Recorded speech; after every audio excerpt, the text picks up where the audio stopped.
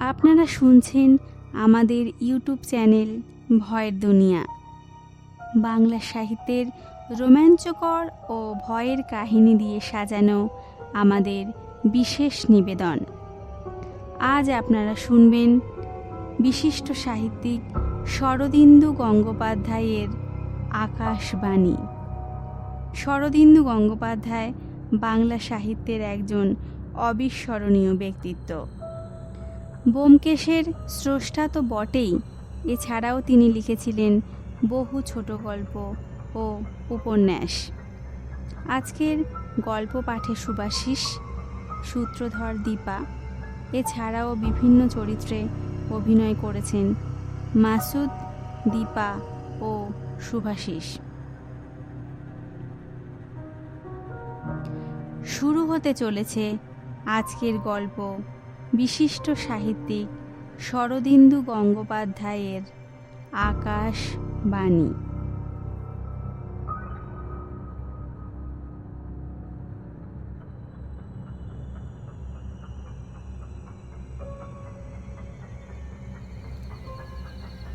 ক্লাবের বারান্দায় আমরা কয়েকজন নীরবে বসে ধূমপান করছিলাম। ফাল্গুন মাসের অপরূপ একটি গোধূলি যেন বাতাসে গোরোচনা স্নিগ্ধ শিকড় কণা ছড়াচ্ছিল। এমন সন্ধ্যায় বড়দার মুখেও ভূতের গল্প বন্ধ হয়ে গিয়েছিল। সে গুনগুন করে একটি প্রেমের গান ভাজছিল। বন্ধু হে প্রিয়, মাঝে মাঝে প্রাণে তোমার পরশখানি দিও।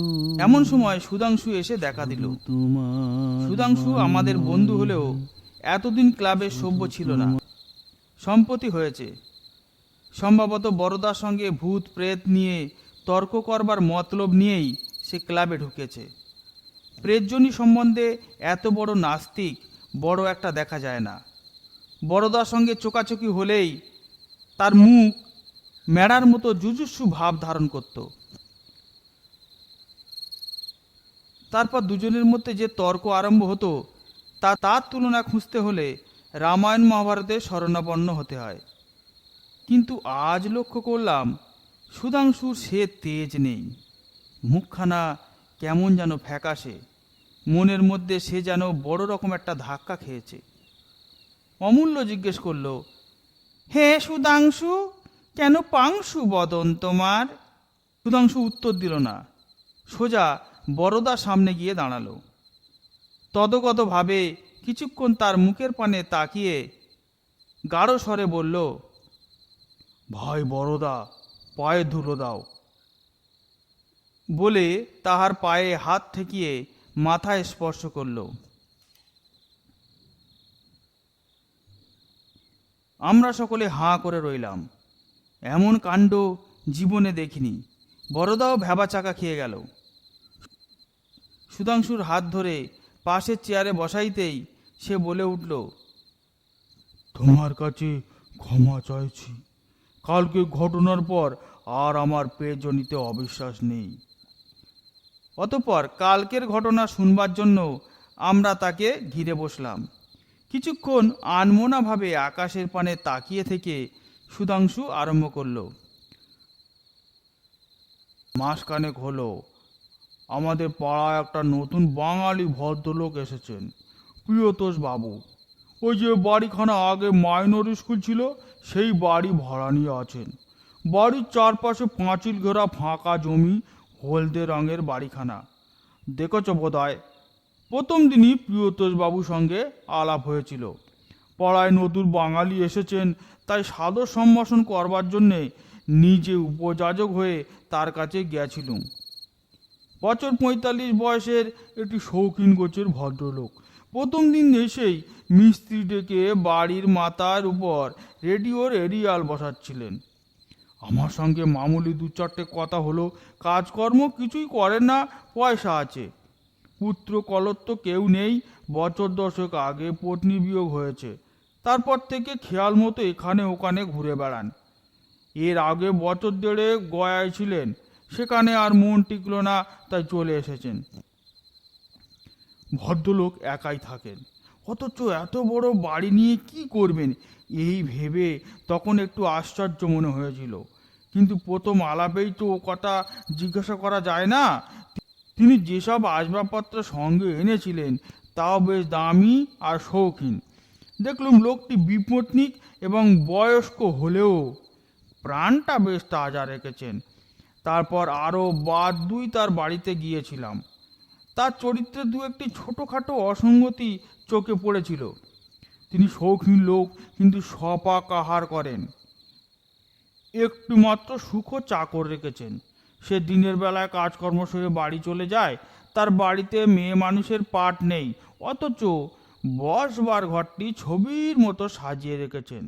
পুরুষ মানুষ যে এত গোচালো হতে পারে তার চোখে না দেখলে বিশ্বাস হয় না। আরও লক্ষ্য করলুম লোকটি যে পরিমাণে অমায়িক সেই পরিমাণে মিশুক নয়। কথা ভারী মিষ্টি, কিন্তু কম কথা বলেন। কথা বলতে বলতে বা শুনতে শুনতে অন্যমনস্ক হয়ে পড়েন। তাছাড়া আমি 3 বার তার বাড়িতে গেলুম, তিনি একবারও তার পাল্টা দিলেন না। একটু বিরক্তি বোধ হলো, সন্দেহ হলো তিনি হয়তো মনে করেন তাকে বড় লোক মনে করে আমি তার মোসাহেবি করবার চেষ্টা করছি। যাওয়া বন্ধ করে দিলুম। তারপর পথে ঘাটে মাঝে মাঝে দেখা হতো, এই পর্যন্ত। এইভাবে হপ্তা 3 কেটে গেল। প্রিয়তোষবাবু সম্বন্ধে মনটা যখন প্রায় নির্লিপ্ত হয়ে এসেছে, এমন সময় তার নামে কয়েকটা কথা কানে এলো। এসব কথা মেয়েদের কানেই আগে পৌঁছয়।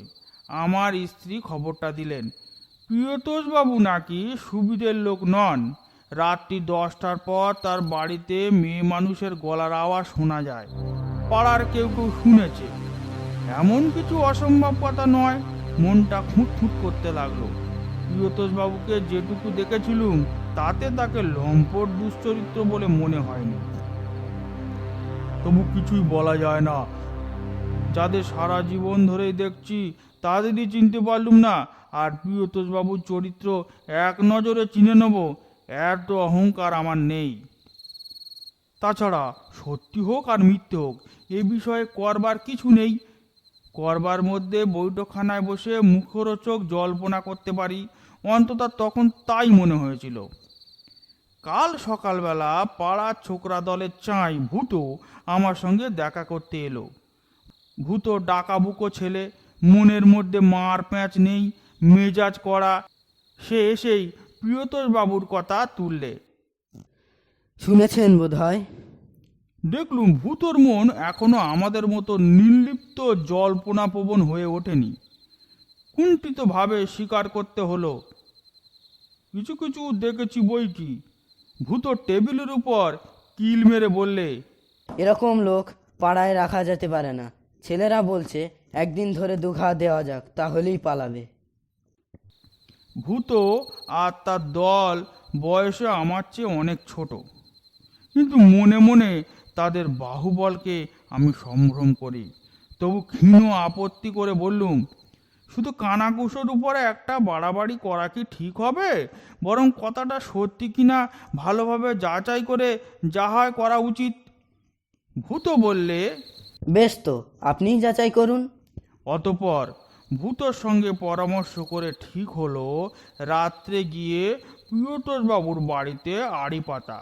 কাজটা মোটেই রুচিকর মনে হলো না, কিন্তু একটা লোককে উত্তম মধ্যম দেওয়ার আগে তার অপরাধ সম্বন্ধে নিঃসংশয় হওয়া ভালো। রাত্রি 10:30টার পর খাওয়া দাওয়া সেরে রবারসোল জুতো পায়ে দিয়ে বেরুলুম। স্ত্রীকে বলে গেলুম, ফিরতে হয়তো দেরি হবে, ঘুমিও না। দিল্লি থেকে ফিল্মি গান দিচ্ছে রেডিওতে, তাই শোনো। প্রিয়তোষবাবু ফটকের সামনে ভূতোর সঙ্গে দেখা হলো।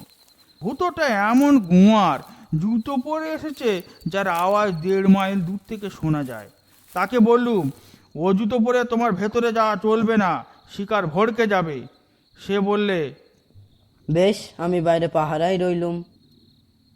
রাস্তা তখন নির্জন হয়ে গেছে। প্রিয়তোষবাবুর বাড়ি অন্ধকার। ফটক পার হয়ে পা টিপে টিপে চললুম। বাড়ির সামনাসামনি এসে সদর দরজার মাথার উপর খিলেনের কাঁচের ভিতর দিয়ে একটু আলো চোখে পড়ল। ঘরের দরজা জানলা সবই বন্ধ, কিন্তু ভেতর থেকে একটা অস্পষ্ট গুঞ্জন আসছে, যেন কারা খাটো গলায় কথা বলছে। আমার বুকের মধ্যে একবার দূর দূর করে উঠল, কারণ ঘরের বাড়িতে গিয়ে চোরের মতো আড়ি পাতার অভ্যেস কোনো কালে নেই। যদি ধরা পড়ি তাহলে কি বলবো, তার একটা খসড়া মনে মনে মকস করে রেখেছিলাম, কিন্তু স্নায়ুর কম্পন তাতে থামল না। যা হোক, অপ্রীতিকর কর্তব্য যখন করতেই হবে তখন দ্বিধা করে লাভ নেই। বাড়ির সামনে এক ফালি খোলা বারান্দা, তারপরেই বৈঠকখানা ঘর। যতদূর সম্ভব নিঃশব্দে বৈঠকখানার বন্ধ দরজার সামনে গিয়ে দাঁড়ালুম। একটু একটু করে হাওয়া দিচ্ছিল, ফাগুন রাতের হাওয়া, ঠান্ডা আর মোলায়েম। এমন কিছু বুড়ো হয়নি। মনে হলো এমন রাত্রে কোনো প্রণয়ীর ঘরে গুপ্তচর বৃত্তি করা একটা অপরাধ, তা হোক না সে অবৈধ প্রণয়।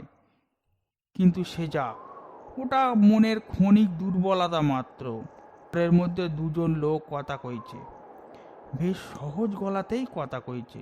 একজনের গলা চিনতে কষ্ট হলো না, নিঃসংশয়ে প্রিয়তোষ বাবুর গলা। অন্য গলাটি, হ্যাঁ, স্ত্রীলোকেরই বটে। মিষ্টি ভরা গলা, কিন্তু ঠিক যেন স্বাভাবিক নয়। এসরাজের তারের আওয়াজের মতো তাতে একটা ধাতব ঝংকার আছে। কান পেতে শুনতে লাগলুম। গলার আওয়াজ বেশ স্পষ্ট শোনা যাচ্ছে, কিন্তু কথাগুলো ঠিক ধরতে পারছি না। একবার মনে হলো প্রিয়তোষবাবু কবিতা আবৃত্তি করছেন। তারপর কিছুক্ষণ কথাবার্তা অস্পষ্ট হয়ে গেল। দড়ির কাছে কান নিয়ে গিয়ে শুনবার চেষ্টা করলুম। কথাবার্তা সুর বদলে গেছে, মান অভিমানের পালা চলছে। মনে হলো যেন মেয়েলি গলায় বলছে, যাও, তোমার সঙ্গে আর কথা কইব না। আর আমার মনের মধ্যে শুধু বিস্ময় নয়, আতঙ্ক জমা হয়ে উঠছিল। কারণ মেয়েলি গলাটি কেবল বাঙালি মেয়ের গলাই নয়, শিক্ষিত মার্জিত বাঙালি মহিলার গলা। মনে মনে ঘেমে উঠছিলুম আর ভাবছিলুম কে হতে পারে। হঠাৎ ঘরের মধ্যে সব আওয়াজ বন্ধ হয়ে গেল। প্রায় 10 সেকেন্ড আর কোনো শব্দ নেই। তারপর একটি সুমিষ্ট ব্যঙ্গ হাসি উচ্ছ্বসিত হয়ে উঠল। হাসি থামলে স্পষ্ট স্ত্রী কণ্ঠ শুনতে পেলুম। একটি ভদ্রলোক দোরের কাছে দাঁড়িয়ে আড়ি পাচ্ছেন। যাও, আদর করে ঘরে এনে বসাও। চমকে উঠলুম, পালাবো কিনা ভাবছি, এমন সময় প্রিয়তোষবাবু দরজা খুলে দাঁড়ালেন। ঘরের মধ্যে আলো ছিল, মৃদু শক্তির একটা নীল বাল্ব জ্বলছিল। দেখলুম প্রিয়তোষবাবুর মুখে বিরক্তি এবং ক্ষোভ মাখানো রয়েছে বটে, কিন্তু অবৈধ প্রণয়ে ধরা পড়ার লজ্জা সেখানে লেশ মাত্র নেই। তিনি বললেন, আসুন। এরকম অসাড় ভাবেই ঘরে ঢুকলুম। ঘরের মধ্যে কিন্তু আর কেউ নেই। মেয়েলি গলার অধিকারিণী কোথায় অদৃশ্য হয়ে গেছে। কেবল ঘরের একপাশে রেডিও সেটের ভেতর থেকে আলো বেরিয়েছে, যেন প্রিয়তোষবাবু এতক্ষণ বসে রেডিও শুনছিলেন, যন্ত্রটা বন্ধ না করেই দরজা খুলতে এসেছেন। প্রিয়তোষবাবু যদি আমার সঙ্গে রূঢ় আচরণ করতেন তাহলে আমিও একটু জোর পেতুম, কিন্তু এতই ভদ্রভাবে আমাকে রেডিওর কাছে নিয়ে গিয়ে বসালেন যে আমার মুখে আর কথা জোগালো না। তিনি নিজের মুখের উপর দিয়ে একবার হাত চালিয়ে ধীরভাবে প্রশ্ন করলেন, কিছু দরকার আছে কি? আমি উত্তর দেওয়ার আগেই সেই ব্যঙ্গ হাসি আমার কানের কাছে আবার ঝংকার দিয়েছিল। আমি ধর্মার করে উঠে দাঁড়িয়ে দেখি আওয়াজটা আসছে রেডিওর ভেতর থেকে। তারপরে কথা শুনতে পেলুম, বিদ্রুপ ভরা তীক্ষ্ণ কণ্ঠের কথা। দরকার আছে বই কি? তুমি কার সঙ্গে কথা কইছো তাই চুরি করে শুনতে এসেছেন। সবাই রেডিওর কাছ থেকে সরে এলুম। মাথার চুল বোধহয় খাড়া হয়ে উঠেছিল, গায়েও কাঁটা দিয়েছিল। বিহ্বলভাবে জিজ্ঞাসা করলুম, এ কি, কে কথা কইছে প্রিয়তোষ বাবু? প্রিয়তোষ বাবু একবার চোখ তুলে আমার পানে চাইলেন, তারপর মাথা নিচু করে আস্তে আস্তে বললেন, আমার স্ত্রী। আপনার স্ত্রী? কিন্তু রেডিওর মধ্যে থেকে গঞ্জনা ভরা কঠিন স্বর বেরিয়ে এলো, কিন্তু তিনি মারা গেছেন, এই না? তাতে আপনার কি? আপনি কেন আমার স্বামীকে বিরক্ত করতে এসেছেন? যান, বাড়ি যান।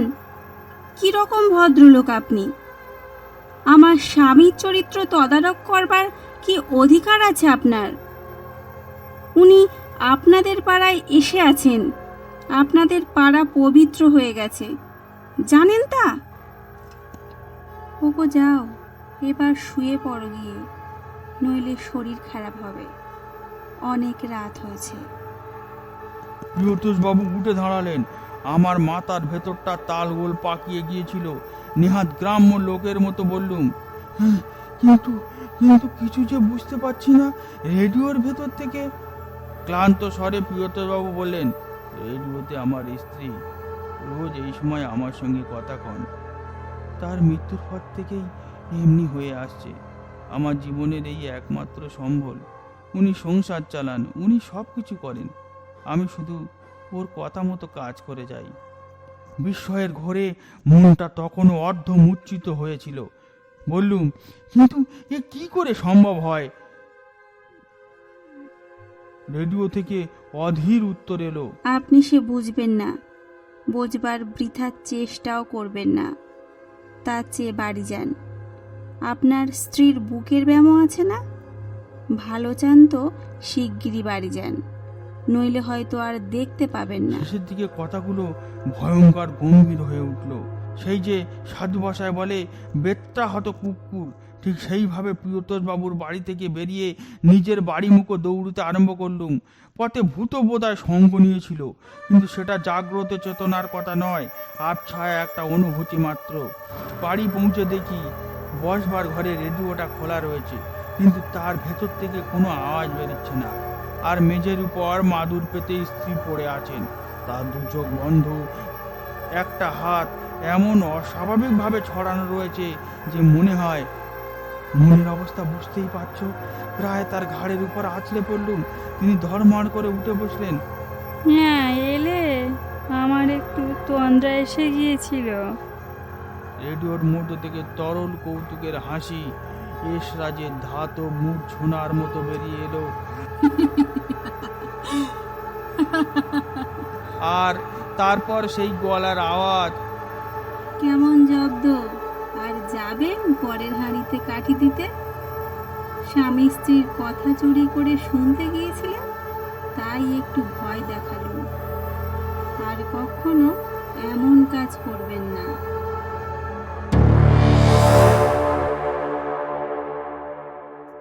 এতক্ষণ আপনারা শুনছিলেন বিশিষ্ট সাহিত্যিক শরদিন্দু গঙ্গোপাধ্যায় রচিত গল্প আকাশবাণী। গল্পটি ভালো লাগলে লাইক, শেয়ার এবং কমেন্ট করবেন। নমস্কার, শুভরাত্রি।